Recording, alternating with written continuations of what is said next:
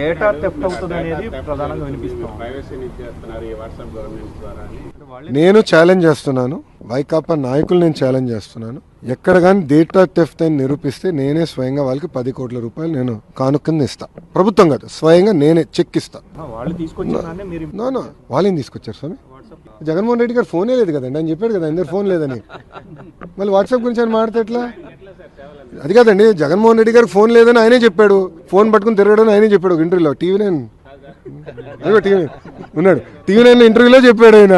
So ఫోనే లేనాడు పాపం, WhatsApp గురించి ఏం తెలుస్తున్నాడు? వదిలేసేయండి సార్ ఆయన. ఎందుకు? ఎవరండి? ఫోన్ కొనిచ్చి పంపించమంటారా? అది కాదు, ఫోన్ కొనిచ్చి పంపించమంటారా? ఆయన ఇంకా ఎక్కువ సమయం ఎందుకో బెంగళూరులో ఉంటున్నారు. అక్కడ పెట్టుకో మేము సర్వీసెస్ అందజేయాలి.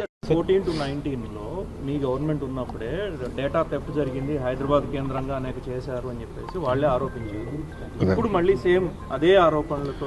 అవునండి, మళ్ళీ అధికారంలో ఉన్న 5 సంవత్సరాలు ఎందుకు నిరూపించలేకపోయారు? అధికారంలో వాళ్ళు ఉండే పనిహిమాల కేసులను పెట్టారు. చంద్రబాబు నాయుడు గారిని 53 రోజులు జ్యుడిషియల్ రిమాండ్కి దొంగ కేసు మీద పంపించారు. మళ్ళీ డేటా థెఫ్ట్ గా ఆనాడు నేను ఐటీ శాఖ మంత్రిగా చేస్తుంటే నిరూపించి ఉండాలి కదా. ఊరుకున్నారా?